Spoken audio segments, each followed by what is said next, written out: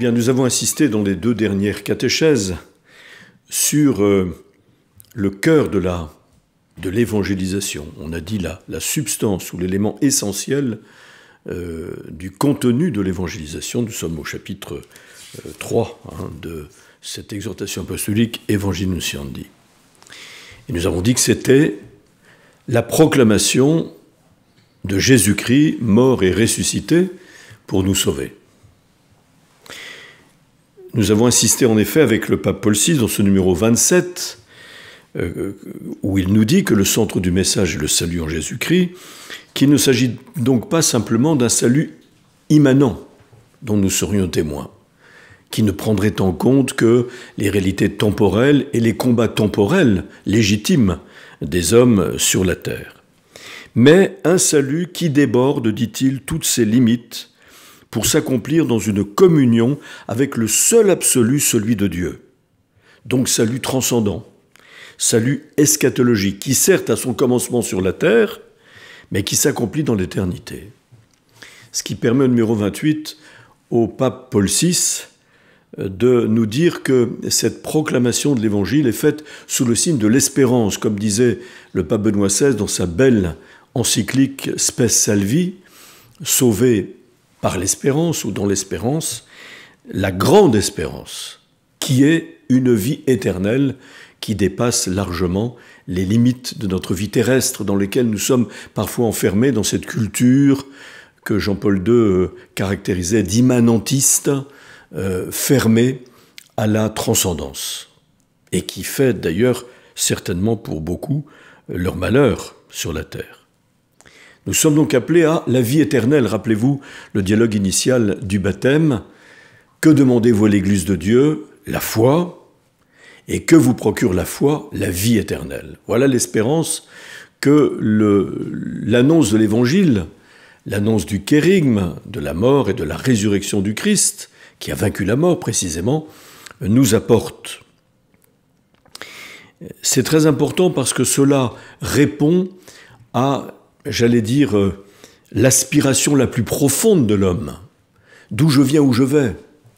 Ma vie n'aurait pas de sens si elle se terminait dans un trou ou dans un crématorium. Nous allons bien au-delà. Le Seigneur nous a montré un chemin qui dépasse infiniment les limites de ce que nous pouvons même imaginer, mais auquel nous aspirons. L'immortalité de l'âme était déjà partagée par les philosophes grecs du IVe siècle avant Jésus-Christ. Platon croit en l'immortalité de l'âme, mais en établissant une sorte de dualisme entre le corps et l'âme, parce que dans la mentalité grecque, l'âme est spirituelle, donc elle est bonne, le corps est matériel, donc il est mauvais. C'est ce qu'on appelle le manichéisme ou le manichéisme, quelle que soit la manière dont on le prononce.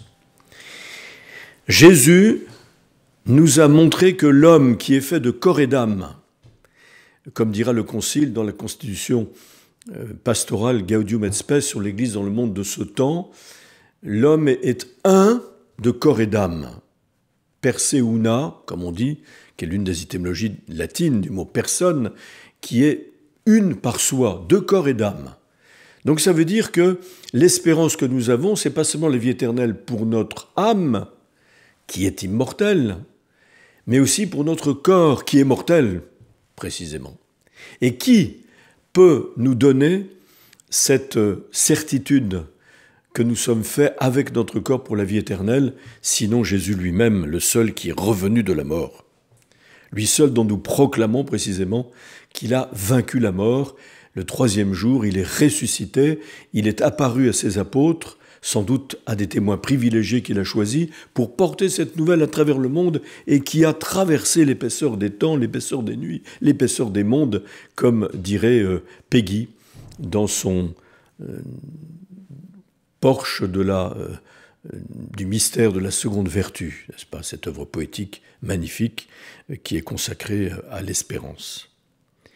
Le pape Paul VI, en effet, nous dit que l'évangélisation ne peut pas ne pas contenir l'annonce prophétique d'un au-delà, vocation profonde et définitive de l'homme, à la fois en continuité et en discontinuité avec la situation présente, au-delà du temps et de l'histoire, voyez, au-delà de la réalité de ce monde, dont la figure passe, et des choses de ce monde dont une dimension cachée se manifestera un jour.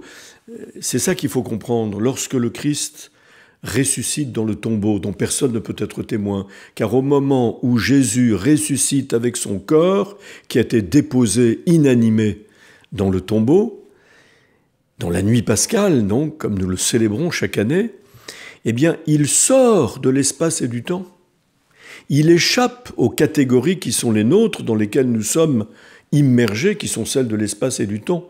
Il entre donc dans un nouveau mode d'exister pour l'homme dont nous n'avons pas idée précisément, tant que le Christ ne l'a pas accompli, expérimenté et ne nous l'a pas révélé. Il est entré par son corps dans l'être même de Dieu, la dimension divine de l'existence et donc de l'existence humaine, qui nous échappe.